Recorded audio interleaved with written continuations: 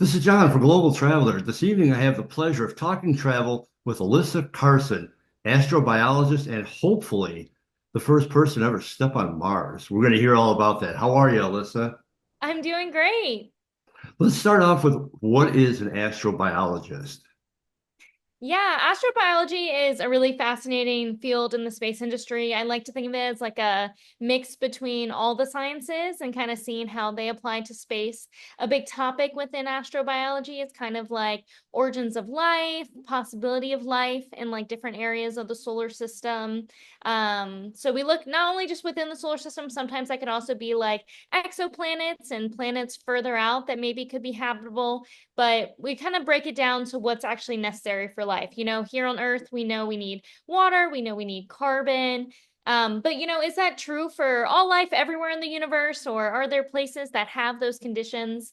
So I almost say it's almost like looking for aliens, but we're really looking for like probably going to start off with more like bacterial life, right? Looking for kind of really simplistic possibility of organisms. But we have a few places in our solar system that we think have good environments. And so even if there's no life there, it's still fascinating to look at the probable locations and the types of environments that we have in our solar system. So at the core, that's kind of what I do. My research primarily focuses on like past life on Mars, but it's still a really interesting field. No, thank you. That explains your given profession right now. Now, you had a goal from 3 years old to travel to Mars. Can you tell us a little bit how did that develop? Because that's not a normal, I shouldn't say normal, it's not an average goal for a 3-year-old. Yeah, well, when I was young, I basically found out about space. No one in my family had any background in space or science or engineering or anything similar at all. But I had started, asking questions about space and started asking my dad for all this like material. And I just got really fascinated with the topic. And really, just the more I learned about space, the more I was wanting to learn even more. And so my interest kept growing and growing. And really the topic of Mars only ever came up because I asked my dad, what had happened in the space industry. And all he really knew to go off of was that he had told me that people had gone to the moon before. And so, of course, for me, my little brain was like, well, the moon, we've done that. Next place to go is Mars. There's no other option. So I started building this really strong interest with Mars just because, to me, that was the only other option of what you could do within space when I was that young. So I started getting super fascinated with Mars. I would ask for like maps of Mars and was really trying to study any and everything that I could. Luckily we are kind of in a little bit of an in between where, maybe a mission to Mars could be possible in the near future. But I mean, obviously, we still have a lot of challenges with the idea of a mission to Mars. So there's a lot that needs to still be worked on for that to even become a possibility someday. But I think, it really started my interest in space. And I mean, honestly, as I got older, I really just learned about the impacts of the space industry. And so I really just wanted to contribute and work in the field in any capacity.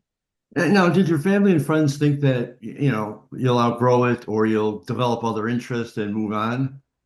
Yeah, definitely. I mean, especially when I, first started talking about like space and my fascination with wanting to maybe be an astronaut one day. My dad definitely, not that it was a phase, but that I would change my mind at some point, that it wouldn't be something that I stuck with forever. I mean, I think that as I showed more and more and more interest, I think he started to slowly then maybe think, okay, maybe it's sticking more than something else. But especially when I first mentioned it, I mean, I would want to be a princess the next day and always want to do something else. So there was always new ideas circulating along with wanting to be an astronaut. But I think the more into space that I got, I think the more my dad realized that whether that's becoming an astronaut, whether that's, working somehow in the space industry, that's kind of eventually where I'd go.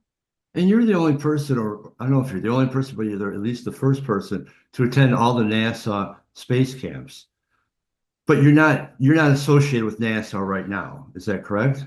Yeah, so I mean, I've done like events and stuff with NASA, but I've never worked for them directly or like directly affiliated with them. I mean, at the moment, I'm a PhD student, so I'm not necessarily at the point where I've ever necessarily applied to the NASA selection process. I have just now met the requirements. So in order to apply to the selection process, you have to have at least a master's degree or something equivalent. So since now I'm 2 years into a PhD, I just became eligible. So whenever there's another, Congratulations. yeah, I'm kind of excited. It's something that I've, obviously wanted to at least apply for and give it my best shot at. And so, kind of education has always been the biggest thing, kind of slowing me down because you kind of have to hit all those milestones. And so, the NASA selection process is usually pretty random whenever they open it. They really only open it whenever they maybe have a bunch of astronauts retire, or maybe they're specifically looking for something. So there's no real timeline. Like it's not like a every year type of situation. So right now I'll just kind of really be waiting till they open it up again, and I'll probably, shoot an application because why not? I still obviously have a long way to go in terms of my area of expertise, but definitely would love to be a part of an application process sometime soon.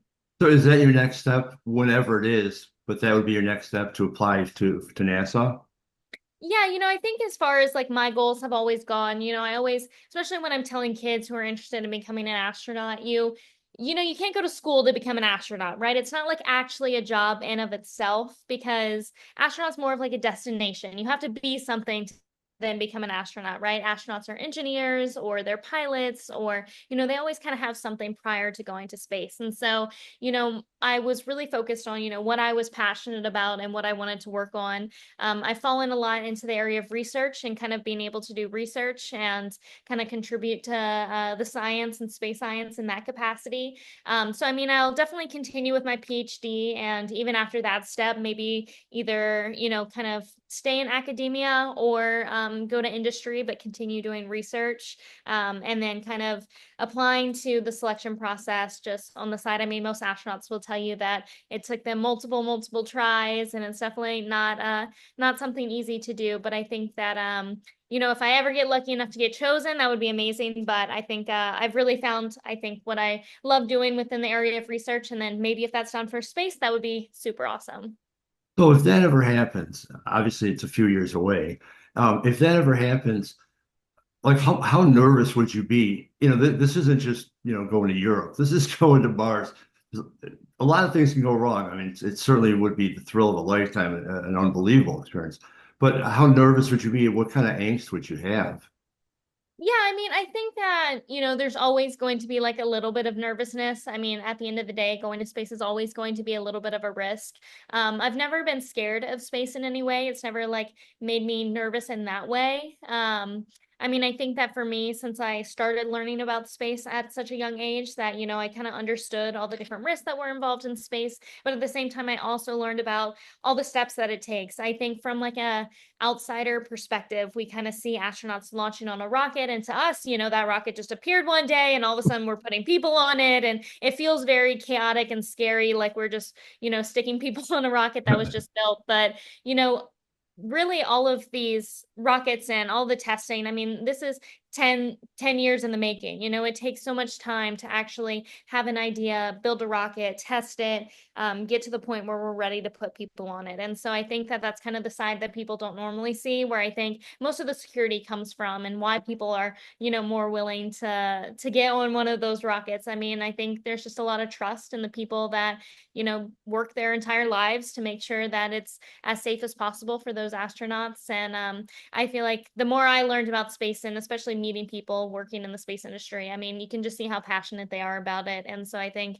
that always kind of reassures me that there's a whole bunch of hardworking people there to make sure it goes right. Oh, no doubt, no doubt. So let's take this to Earth. We're not traveling to Mars here. We're going to take it to Earth. I've read that you've traveled to many countries. What brought you to all those countries? Yeah, mostly speaking, some opportunities here and there as well. So for the different opportunities, I mean, I was really interested in wanting to be a part of like real space, even at a young age. And so I started doing like citizen science when I was really young, around like 15, where, you're just an ordinary citizen. You're not necessarily a professional in any way, but you can still kind of like complete and go through these different experiments and kind of help contribute to papers that go towards, science research. And so I got super involved in that, and that kind of led me to different places. We did some citizen science projects up in Canada. I went to Iceland once to do more like geology research, and we were kind of going over a little bit of what like the Apollo astronauts would do to get ready to study like the geology of the moon, since Iceland has very interesting features. And so that was kind of cool to see the science behind those sides. And then I got into public speaking kind of randomly, honestly. I just started learning a lot of information about space, and we had a family friend running like a summer camp and asked if I would tell the kids a little bit about space. And so I just started telling them every fact I knew about space, and that's all I really knew about giving a speech. So that's about all I did. But it really did kind of open the door a little bit. I kind of realized how little people knew about space, and how it was really a lot of fun to be able to answer people's questions. And, space is such a fascinating topic to people. They get very drawn in. They usually have a bunch of questions. It's something that you wouldn't necessarily know a bunch of information about. And so I really enjoyed that, and it continued to progress. And the more that I was doing and I got more comfortable in my knowledge, I started traveling for speaking, and it became really fun to be able to mainly inspire kids to not really give up on those space dreams, because they can feel very far-fetched when you originally think of them. But once you kind of start breaking it down, it really is just as feasible as any other career path to eventually go and work in the space industry. And so hopefully bringing that down a notch and letting them realize it's within their capabilities. It was just very exciting to see other kids build up their fascination with space as I did when I was younger. Well, it's obvious that you enjoy what you do. Do you enjoy the travel aspect of it, or is that just a necessary part of what you do?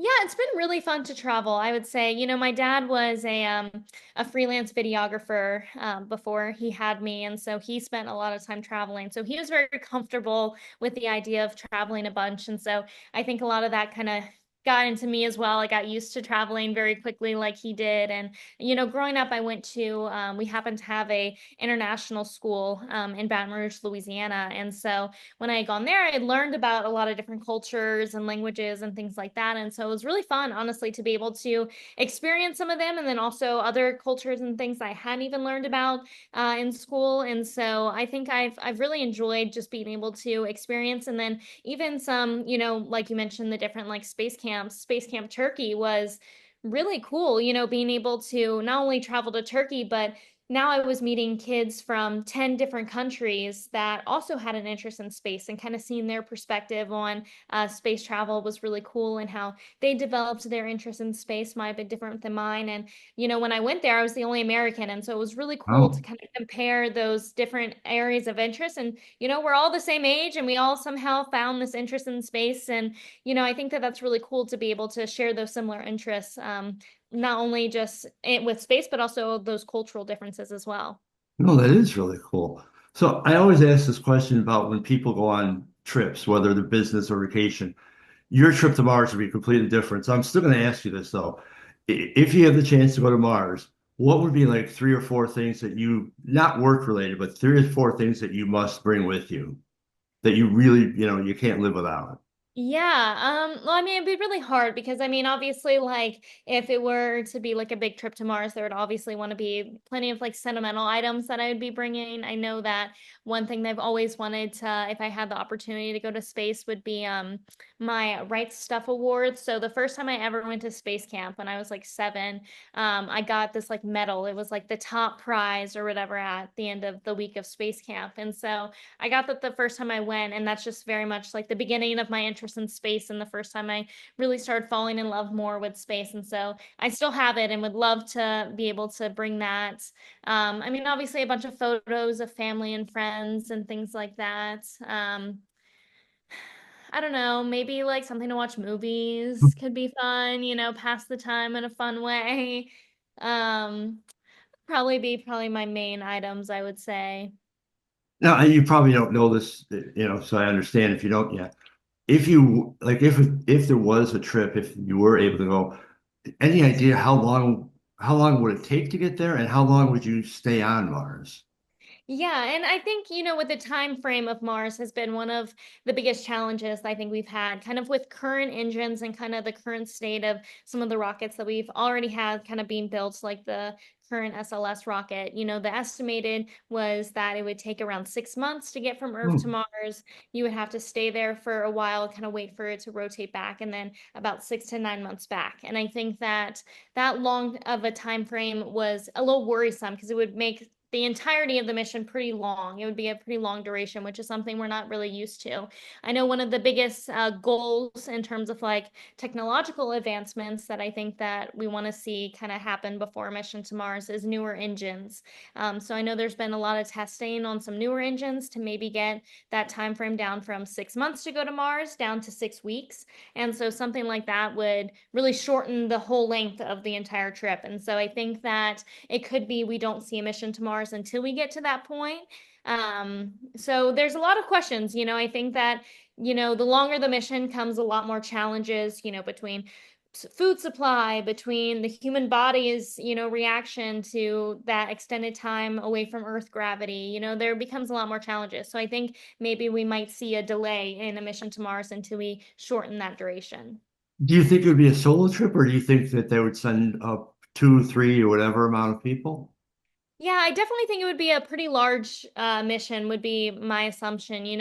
Pretty much the way the different like eras of space have progressed really kind of grew in mission sizes, right? We kind of started with the Mercury program where they were only sending one astronaut at a time, and then they moved to Gemini sending two, and then Apollo moved to three. And I think we've kind of upped the amount of people on those missions. And I think that once we look more towards a Mars mission, I would expect something closer to like probably a 6-person mission, Mhm. would be my guess, just because you're going to want to have a variety of background, probably two people that have more of a pilot background. You're going to want probably two or three with more of a science background, maybe someone with more of like a medical background, having a bit of variety. It also depends on the main objectives of the mission, each individual mission, even between maybe a first Mars mission to a second Mars mission may have different objectives of what they want to accomplish. So that may kind of change the arrangement of who's on it. But, I think that there will definitely be a pretty large team to accomplish something like that. No, we haven't gone to Mars yet, obviously. Do you honestly think that we will eventually go there? Yeah, I do think that I think a mission to Mars is kind of on the near horizon. I think that Okay. it's been a really big goal for a long time. I think it's been in talks for a really long time. I mean, I think ever since the shuttle program ended in 2011, it's kind of been on the back of everyone's mind of maybe wanting to do a mission to Mars. And so I think that there's been that want, there's been those ideas circulating for so long. Obviously, it's very challenging. And I think that right now, kind of from NASA's standpoint, they're at the point where they're hoping to have some idea of permanent presence, a few missions to the moon by the end of the 2020s. So hopefully in the next few years, we start seeing a few more crewed missions to the moon. And I think that that's a really good starting point for getting back into that type of mission. Obviously, since NASA focused on shuttle missions for so long, I mean, that's a very different type of mission, just going to the International Space Station, going to low Earth orbit. That's very different than going kind of further out into space. And so I think kind of those missions back to the moon will be really impactful, really cool to see. I know for me, I've always been kind of jealous of the idea of the Apollo generation and everyone being able to like see people land on the moon. And so I'm really excited to see kind of this newer Artemis generation and see people go back to the moon. And then I think from there, we'll kind of have more of an idea of where we are with the technology that we have, where we are in like the science with some of the more challenges we still have with the idea of a mission to Mars, and then we can kind of tell the time frame from there. Obviously, with private space is kind of always up for question. Um, who knows with the idea of private space if anyone just has an idea of wanting to go to Mars and wants to put a bunch of money into building something like that. I mean, we're kind of in this new era of space where that's technically possible and that could happen. So I think really the space industry is just growing so much right now that it's kind of hard to tell what that might look like. Sure, sure. Well, Alyssa, really, this has been fascinating. When I read about your interests and your plans and your goals, I thought, and I really got to talk to you. And I interview a lot of people that who travel a lot, and if you get to Mars, you're going to you're going to pull past all of them in terms of mileage. So, but no, it's really been a pleasure to talk to you. And before I let you go, you want to tell anybody where they could follow you anywhere on social media or whatever you'd like? Yeah, yeah, all of my stuff is under NASA Blueberry. Blueberry was my call sign whenever I started going to space camp, and so it's just kind of stuck. So, yeah, Instagram, Facebook, whatever, any type of social media, it's all under NASA Blueberry. Well, listen, I appreciate your time. I wish you a lot of luck. I mean, I think it's such a cool story. You're such a positive person. You certainly are dedicated. You have the passion. It's all there. So I wish you a lot of luck, and I'll certainly be following it. And when if you get to Mars and you come back, I'd like an update interview on that. Sounds good. We'll have to set it up. Absolutely, Alyssa. Really, thank you very much for your time. Really, really good luck, and I'll be following you, and I'm encouraging all our viewers to follow you as well. Yeah, thank you so much for having me. Thank you very much.